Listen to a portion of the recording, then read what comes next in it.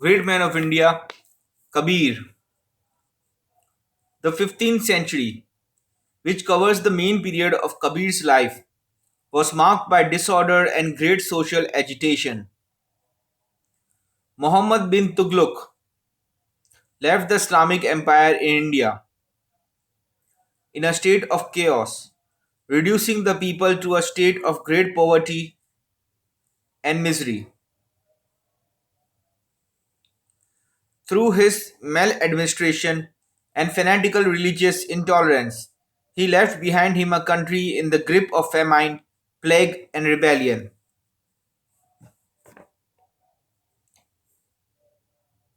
In 1398, Timur invaded India and put to the sword thousands of innocent men, women, and children, and carried away most of the wealth of the country that he could lay his hands on. The beautiful city of Delhi was reduced to ruins. Meerut was sacked, and everywhere in the north of India through which the Muslim conqueror passed, there was nothing but ruin and chaos.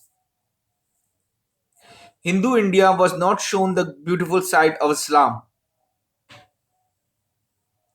The great personality of the Prophet of Arabia remained a sealed book to them. It can be imagined what they thought of Islam. FEK gives the following account of India under Muslim rule, immediately before the birth of Kabir. During the period of the Sultanate of Delhi, the Hindu religion had been exposed to constant danger. The more ruthless sovereigns or governors of provinces often carried out wholesale massacres and destroyed Hindu shrines, while even milder rulers often used force to bring about their people's conversion. The jizya, a tax on non Mohammedans, was generally enforced. Yet, in spite of persecution, Hinduism flourished. The destruction of their temples and the outrages on their sacred traditions by the northwestern invaders did not shake the faith of the Hindus in their religion. In many instances, it was a period of great religious upheavals. The Bhakti or devotional school of thought acquired strength, and a great wave of devotion of the heart to Vishnu or Hari swept through the land.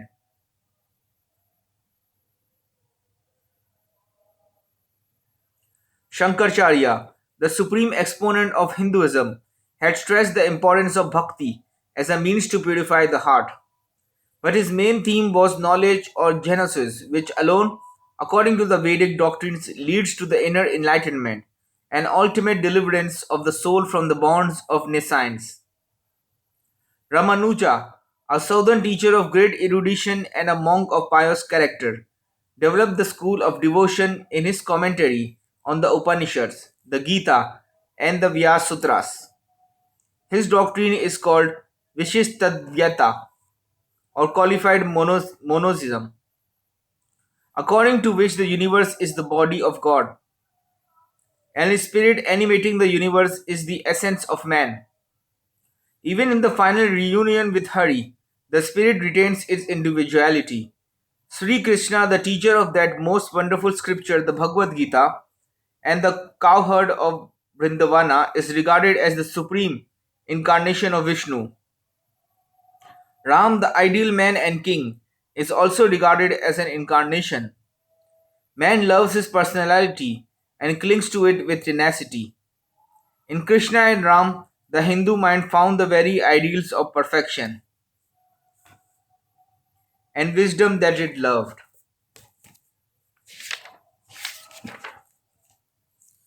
Northern India adopted the Bhakti school of thought, and the bleeding soul of the Hindus of that time found consolation in the wisdom of compassion,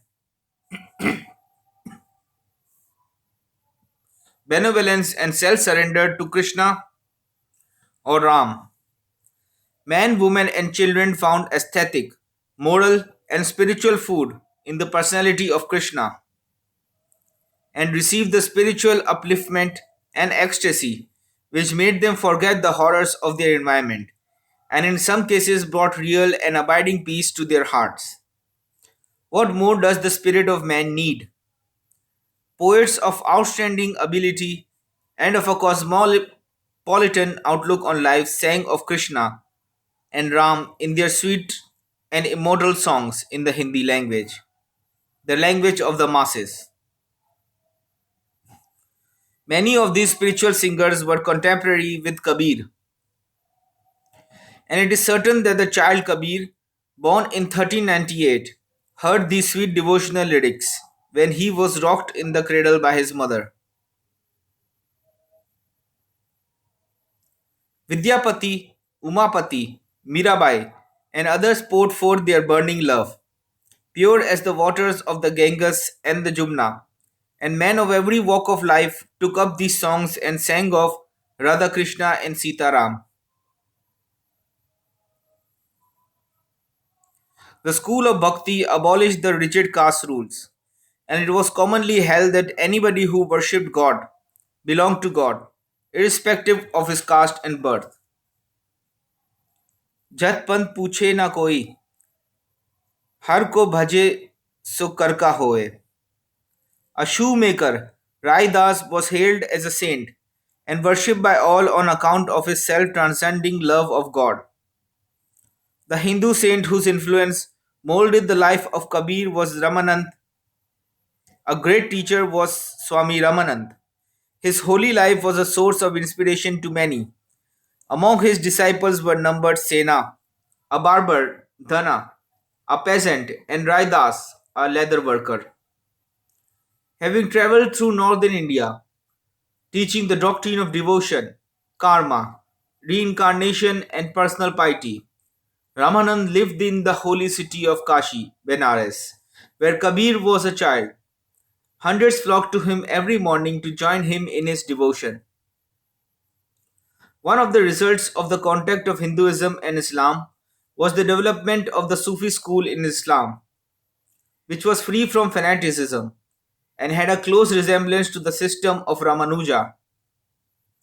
The Sufi singers mixed freely with the Hindu bhaktas and fraternized with men of other cults. Sanskrit scholarship received a great reverse during the Muslim rule. The precious books of the Hindus were burnt publicly, and the scholars were forced to leave their monasteries, which were committed to the flames. Now the Hindi literature grew up, in the development of which Kabir took a prominent part. Though the India of the time of Kabir was characterized by misrule and chaos, yet there was great religious activity and literally upheaval in the vernacular. Benares has ever been the seat of learning and religious fervor in India. Its gorgeous temples, the slow current of the Ganges, the procession of monks, the debates of scholars, and the stately flights of steps cannot but impress the mind of one who lives there as well as even the casual visitor. Kabir is said to have passed his boyhood in this city of Lord Shiv, in which Shakya Muni Buddha turned the wheel of law some 1500 years before Kabir. Like the lives of other great religious teachers of the past, excepting Muhammad, the life of Kabir is full of legends. The following account may be taken as reasonably correct. AD 1398 is the traditional date of the birth of the saint Kabir. According to tradition, Kabir was born in Benares itself, though the Benares gazetteer gives Balhara, a village in the district of Azamgarh, as the place of his birth. A Brahmin virgin widow is said to have given birth to the child, who was subsequently called Kabir. The birth is said to have been miraculous. All followers of Kabir admit that Kabir was brought up in the house of a Muslim named Nut Ali or Nura, a weaver, whose wife was named Nima. It is said that a Hindu monk named Ashtanand, who had a knowledge of the real parentage of Kabir, took care to teach him Hindu ideas and ideals when he was a child. Kabir was a precocious child. He was sent to a Muslim teacher, but he was not satisfied with the teachings given and left him. From his childhood, the religious quest seems to have been his favorite pursuit. The traditional accounts of the birth of creation and other such matters did not satisfy him. Kabir Kasoti, an old work taken as authentic by the followers of Kabir, says that in his childhood, he did not identify himself definitely with either Hinduism or Islam and gave offense to many. While playing, he often cried, Ram Ram or Hari Hari. The Muslims warned him and said that he was a kafir, an unbeliever. Kabir replied saying, He who uses violence or rules others, who drinks intoxicants, or seizes the goods of others is a kafir. He put the tilak, the sacred mark, on his forehead, and used the janu, sacred thread. The Brahmins expostulated, This is not thy religion. Thou hast made thyself a Vaishnavite, and callest on Vishnu, Narayan, Hari, Govind. This is a religion. He answered one of their leaders, On my tongue Vishnu, in my eyes Narayan, and in my heart Govind dwells. My meditation is with Hari. When Kabir was hardly a youth, Ramanand was preaching his doctrine of absorption in God through pure devotion and benevolence. Evidently, Ramanand Swami was a magnetic personality. He had thousands of selfless disciples and was held in great esteem by those who knew him. Ramanand was in love with rituals and preached bhakti as the means to God realization. Kabir heard him in the streets of Benares and was profoundly impressed with his teachings and personality. Knowing well that the teacherless mystic is not fitted for a life of higher devotion and contemplation, Kabir applied to Ramanand for initiation. It was after hesitation and trial that Kabir was accepted as a disciple by Ramanand. It is stated by some writers that Kabir was a Sufi and a disciple of some Muslim teacher. Professor Wilson, a great authority on the subject, does not hold this view. Kabir served his teacher personally with devotion and learned from him not only the theoretical side of the Hindu doctrine but also the mystic yoga, which he seems to have practiced with great patience. Kabir was not a pandit. Probably he did not know Sanskrit at all. Having listened to the philosophical controversies that were held between the Benares Pandits and his guru, Kabir acquired a thorough knowledge of Vedanta and Sakya.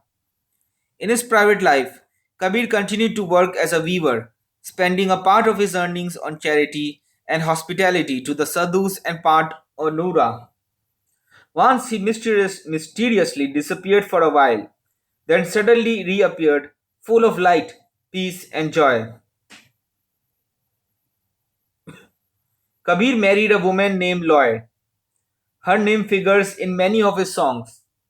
We see a reference to Kabir's marriage in the Adi Grantha, the Sikh holy book. His first wife was ugly, of low caste, of ill boding feature. The present wife is beautiful, intelligent, of auspicious features, easily childbearing. There are several references by Kabir to in his songs to his son Kamal. Some traditions credit him with two sons.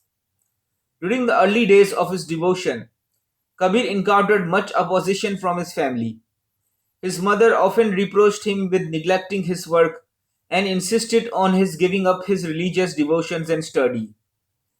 His outspoken criticism of the rituals of both Hinduism and Islamism brought on him the wrath of his fellow citizens and caused annoyance to his family. After his father's death, the burden of supporting the family fell on Kabir. His mother opposed him and wanted him to mind his family affairs only. Kabir's household affairs undoubtedly suffered on account of his devotion to religious contemplation and the service of his teacher. In a verse, he refers to this and says, O thou who art ever compassionate to the poor, I have put all my family into the boat which is under thy care.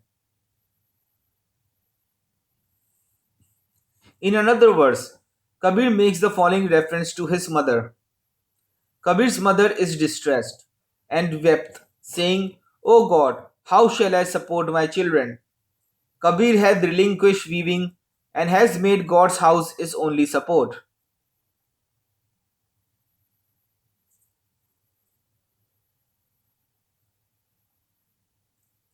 A true seeker after God is above all dogmatism, sectarianism, and fanatism. We find Kabir in the company of a Muslim teacher, Taqi of Jhusi, near Allahabad, participating in his devotions. Taqi gave his full spiritual blessings to Kabir and kept a friendly eye on him throughout his life, they say. Kabir's wife Loy suffered for want of rice and vegetables in the household, her husband having neglected them.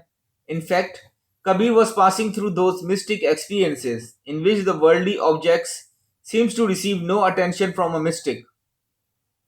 She complained of the monks in whose company he passed his time. To this complaint, Kabir replied, These devotees are the support of the drowning. Here, O misguided Loy, Kabir is under the protection of these devotees. Kabir obtained the full inner illumination by the grace of my Guru Ramanand. Now all doubts were gone, and he saw one infinite reality, within and without. He became a saint, a liberated being. He had seen God as his own spiritual self. Kabir lived a life of voluntary poverty and simplicity. Having seen the eternal beauties of the inner world, the spiritual life, he was in perfect peace and joy. Nothing could add to or subtract from the spiritual joy of his God vision. He found in the life of contemplation, as Aristotle says, all he needed.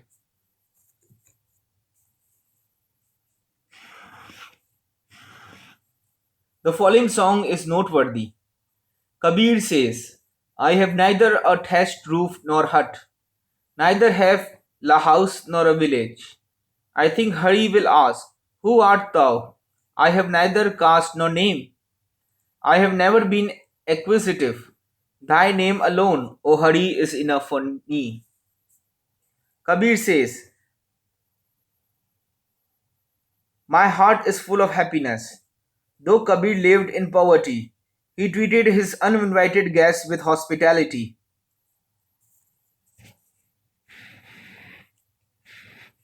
Sometimes, Roy borrowed salt and rice to feed a guest. Anybody who knocked at his door was received with joy and given hospitality.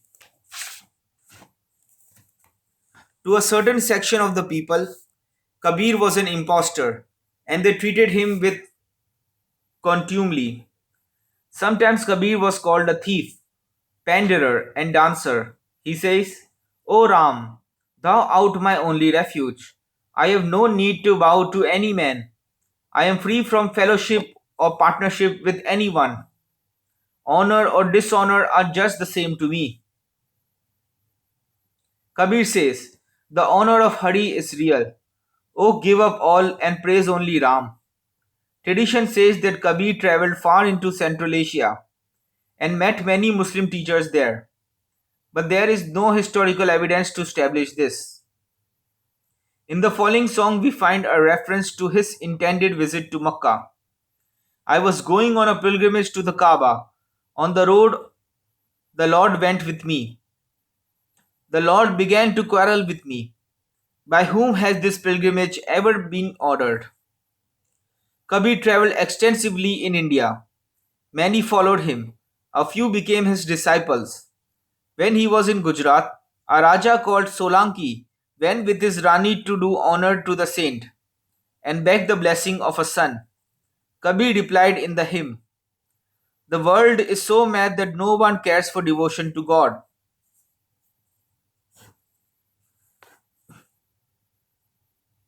One comes and begs for a son. My master, grant me this boon. Another is ill and asks relief from it. Some come and want the boon of a beauteous wife. Not one comes to buy the truth. All the world believes a lie. Kabir says, Here, O sadhus, what can one make of the blind? Among the disciples of Kabir, his wife Loy, his son Kamal, and one Dharmadas are prominently mentioned. One Surat Gopal Sahib is also mentioned as one of his chief disciples. Kabir was summoned by Sikandar Lodi, the reigning sovereign of Delhi, to answer to the charges of infidelity preferred against him by Hindus and Muslims. The Muslims complained that the weaver outraged the ears of the faithful Muslims with his cries of Ram Ram. In the streets, the Hindus complained that he unlawfully used the tilak and janu, sacred thread. When brought before the king, Kabir refused to make obeisance. After a short conversation, the king was convinced of the innocence of Kabir and let him go.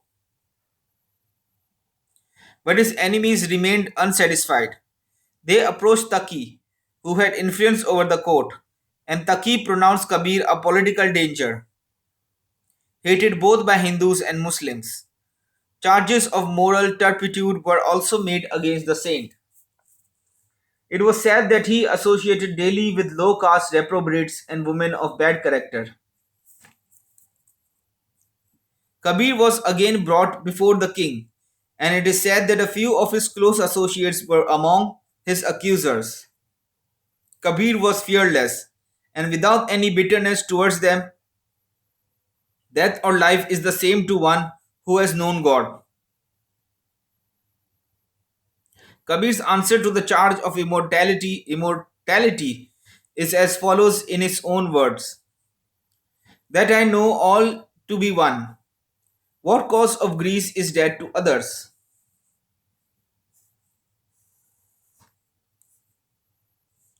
If I am dishonored, I have lost my own honor. Others need pay no heed. Mean I am, with the mean I would be numbered.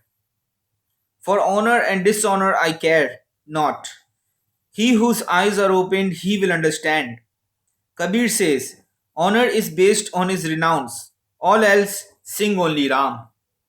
The doctors of Islamic law, Qazi, demanded that Kabir should live as a true Muslim and threatened death if he did otherwise. Kabir was not to be daunted. He had overcome all fear of death.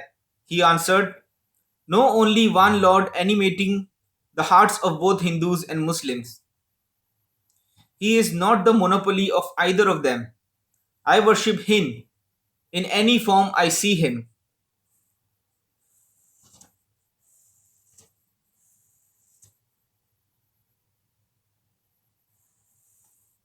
They asked him why he called himself Kabir, which in Islam is one of the names of God. Kabir answered, My name is Kabir. All the world knows this. In the three worlds is my name, and happiness is my abode. Water, air, the seasons, thus I created the world. The unstruck wave thunders in heaven, and Soham keeps time. I made manifest the seed of Brahma. God, man, and rishis do not find my end. Kabir's saints alone can find it. Hear, O Sikandar, I am a peer of both religions. Kabir was condemned as a heretic, and having been bound with chains was thrown into the river. The tradition says that the bonds could not hold him, nor the water down. He was thrown, bound in chains, before infuriated elephants, but the elephants did not hurt him as Kabir was protected by the power of the name of Hari. Kabir lived to the age of 120 and voluntarily gave up his body in a town near the holy city of Benares. Ram is in Benares and also in every other place, said Kabir when his disciples asked him to go to Benares to die.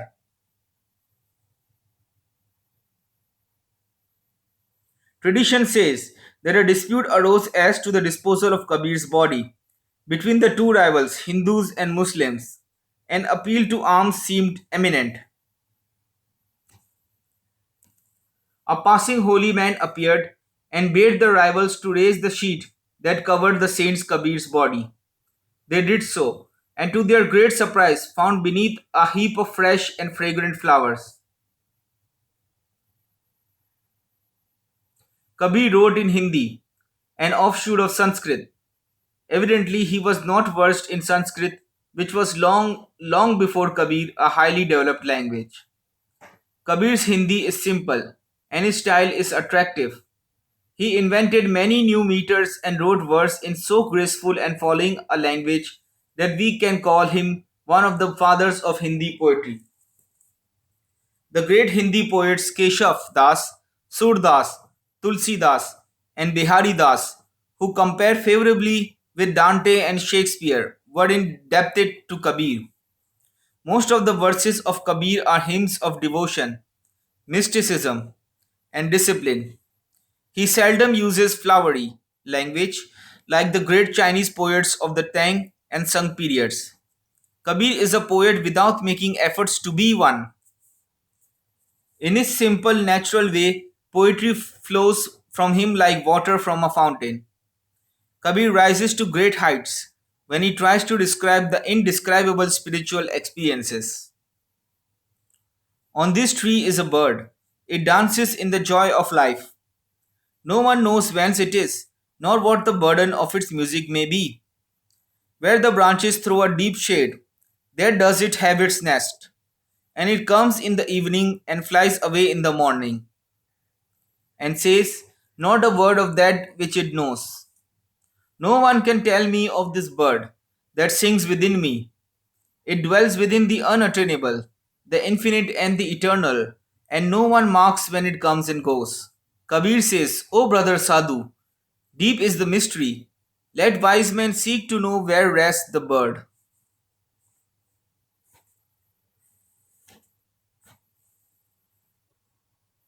An oft quoted verse of Kabir, which shows the profundity of his vision, is that body in which love does not dwell is a crematorium. That heart which is without love is as the blacksmith's bellows, breathing but lifeless.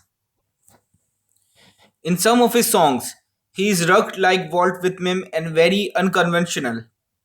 If union with God can be obtained by going about naked, all the beasts of the forest would be saints. If God is not seen within, it matters not whether we walk clad in goat skin or nude. If spiritual release can be obtained by shaving, then all sheep should be taken as saved.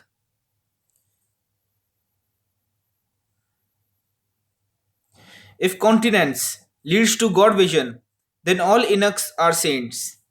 Kabir says, Hearken, O sadhus, there is no release without Ram's name.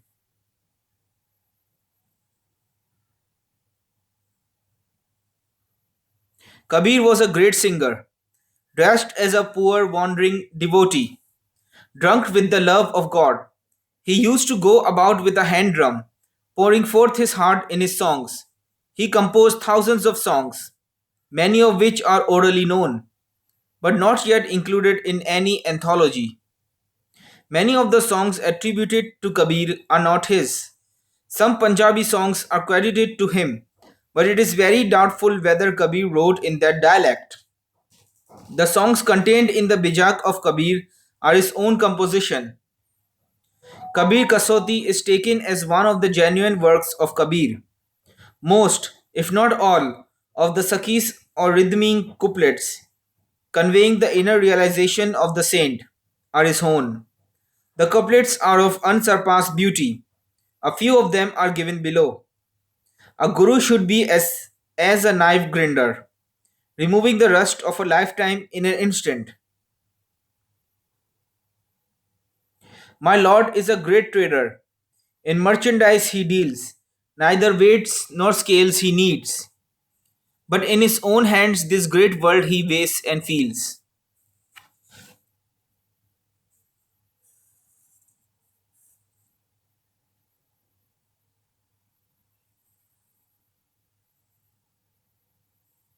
He who sows for you thorns, for him you should sow flowers.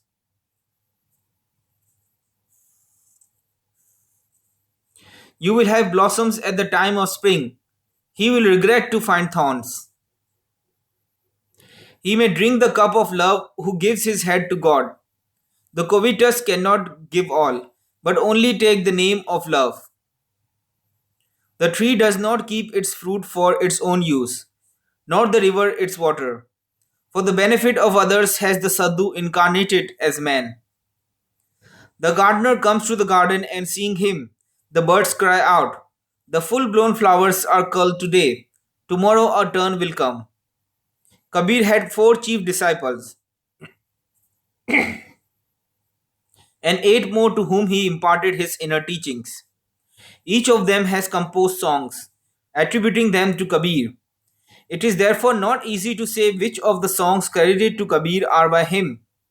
Sukh Di Dhan, treasure of happiness, Guru Mahatmya, greatness of the Guru, and Amar Mul, root of immortality, contain the spiritual teachings of Kabir, but they are not his compositions. Dharmadas, a disciple of Kabir, is perhaps the author of one of them. The dialogue between Kabir and the great Hat Yogi teacher Gorakhnath, containing many deep spiritual truths, is not Kabir's composition, as the language is more modern and the style not so simple as that of Kabir. The basis of Kabir's teaching is the strict monotheism of the Upanishads. He places the Lord of the universe in the heart of man as his higher self, where alone the soul can discover him. The following quotations from Bijak establish Kabir's monotheism. He is one, there is no second. Ram, Khuda, Shakti, Shiv are one. By the one name I hold fast. Kabir proclaims this aloud. In the Adi Granth of Mahatma Nanak, probably a disciple of Kabir, Kabir is reported to have said, the one name, like the tree of life, saved mankind. That one living God is everywhere present, and there is no second. Kabir is a follower of the pure Advaita school of Vedic thought as interpreted by the greatest of the Indian philosophers, Shankaracharya. Kabir worshipped the self conditioned aspect of the attributeless God. Through his own power called Maya, he held that the worship of the self conditioned leads to the contemplation and realization of the Absolute. Kabir describes him as compassionate, most lovable, omniscient, and the Savior, with whom man can hold intercourse in his being. Kabir says, he himself is the tree, the seed, and the form. He himself is the flower, the fruit, and the shade. He is the breath, the word, and the meaning. Kabir admits Maya, the principle of limitation, which, though unreal, yet is the root cause of the false knowledge of duality. Kabir finds love or bhakti the easiest way to realize the infinite within one's own self. He is positive that God can be seen only in the being of a man, and then the whole universe becomes a mirror, reflecting the bliss and beauty of God. Many of the most beautiful hymns of Kabir are the expressions of his heart, devotion to the Lord immanent and yet transcendent. The name of God dearest to Kabir is Ram. He sometimes call him Hari, and when he speaks of his mystic names, use the sacred word Om. The repetition of the name of Ram, according to the saint, removes all the sins of man and makes him fit to see God in his heart. Kabir says in his Bijak, hardly a friend have I at all. What more shall I say, O brother? Staring in the air, studying yoga, Vedas, rites, and astrology, they are demented. Kabir says the hope of the yogi and the Jangam is withered. If they repeat like the bird Chatrik, the name of Ram, their abode in bhakti is sure. Kabir called compassion the greatest virtue, and non attachment to sense objects the key to inner tranquility, in which Ram is mirrored as our soul. Mind, free of all earthly desires, devoted to the service of the Guru, rises to the divine state through love of Ram. Without the Guru, there is no release. Kabir loved his Guru Ramanand as God, and he recommends this practice to his disciples. Meditation on the transitoriness of the world and the incertitude of life are the favorite themes of Kabir. Unless one recognizes this axiomatic truth, one is not fitted for the life of yoga. Kabir is a great moralist and bases the fabric of his ethics on the two above mentioned principles. As long as one loves the world of duality, one cannot overcome sin.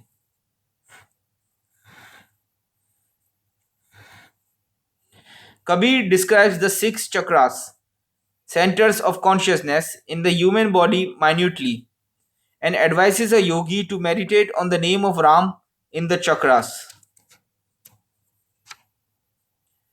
Peace and celestial vision, music of the Devas, rambles in the inner gardens of beauty supreme are some of the experiences resulting from the meditation on the chakras. The following song expresses Kabir's experiences of the inner world of the chakras, where springs hold sway the 12 months through. Few have conceived the perfection there, where light as rain pours down in ceaseless streams, where the forest grows green in all its 18 regions, where unrestrained the waters well up within, and cleansing air bears away all foulness. No trees are there, yet heaven is bright with blossoms. Shiv and Brahma desire to drink its perfume. According to Kabir, the human body is the universe in miniature, and the trained mind can see in it the regions of saints, celestial beings, and other spheres of unsurpassed beauty and divine music. Kabir locates the Supreme Being, Ram, in the chakra situated in the crown of the head, which he calls Satloka.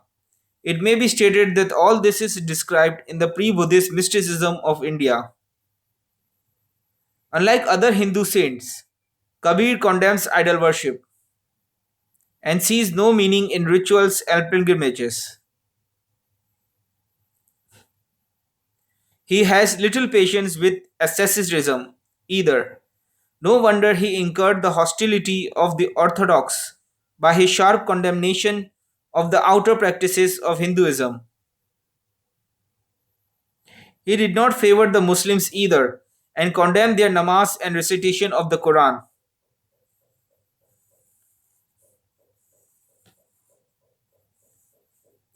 Kazi, what is the book you discourse on?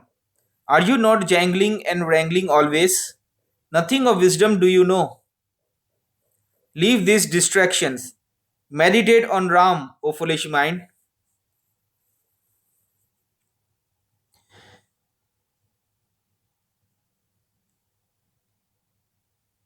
Kabir condemns the caste system of the Hindus. To him, a Brahmin who reads the Vedas and a cultivator who tills the ground are equal.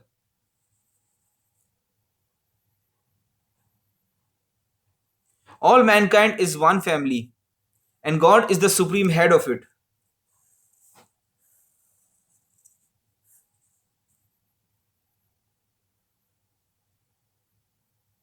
If birth from a Brahmin mother makes you a Brahmin, why did not you come by any other way? Saith Kabir, renounce family, caste, lineage, become an ant and thou canst pick up and eat the sugar. The doctrines of karma and transmigration, the basic Hindu teachings, are upheld by Kabir. The soul assumes many forms according to its merits. After birth and death, it again comes to a body. Kabir believes in man's ability to see God in this very life. We can see from his words that he claims to have seen God, the fountainhead of all joy.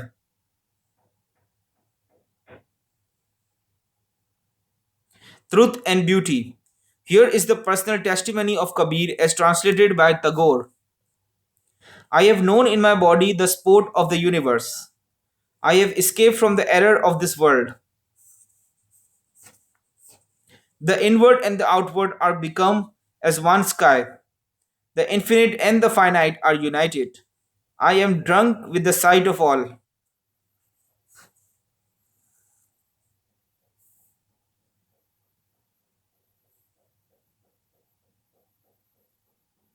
In another song quoted in the Adi Granth of Nanak, Kabir says, I have met God who dwelt in the heart. When a stream is lost in the Ganges, it becomes the Ganges itself. Kabir is similarly lost in God by invoking Him. I have become the true one and need not go elsewhere. Kabir advocates recourse to a guru and fellowship of holy men. The time passed in the society of fellow disciples and holy men is best spent.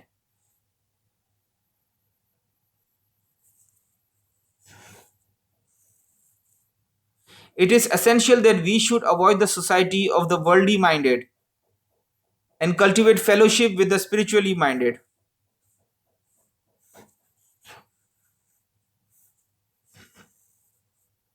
The goal of the soul, according to Kabir, is reabsorption into God and to become the soul of the universe. It was not a theoretical doctrine to the saint. He had realized it in his life and he proclaimed it to all who came to hear him. Kabir does not desire wealth, fame, or honor, as these are all unreal. I shall not die like the rest of the world. I have now met him who remaineth. The soul is not born, though men think it is. It is free from birth and death.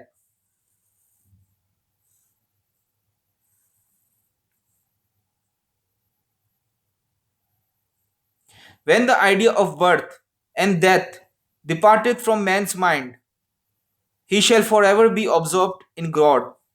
As my attention is affixed on God, I no longer expect to suffer transmigration.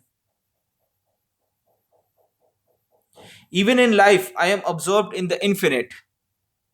Students of the Hindu Upanishads will see that Kabir speaks the language of the rishis of the Himalayas.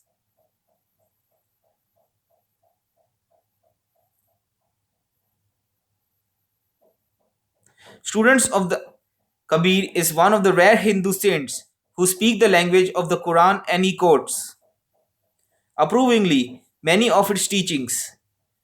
His acquaintance with Islam is not superficial. He often mentions Adam and Eve, and his references to the Islamic customs are significant. He disapproves of the rite of circumcision and discourages pilgrimage to Makkah.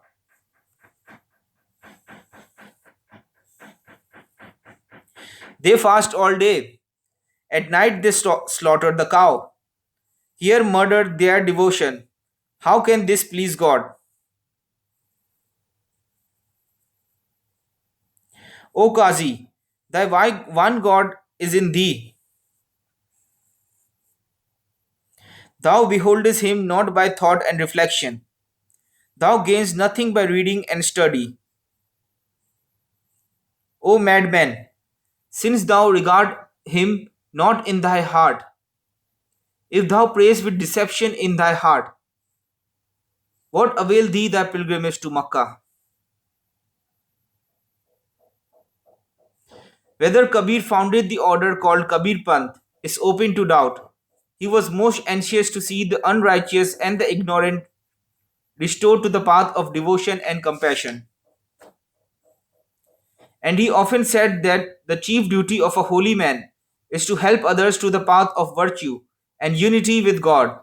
Kabir was indifferent to wealth and loved simplicity.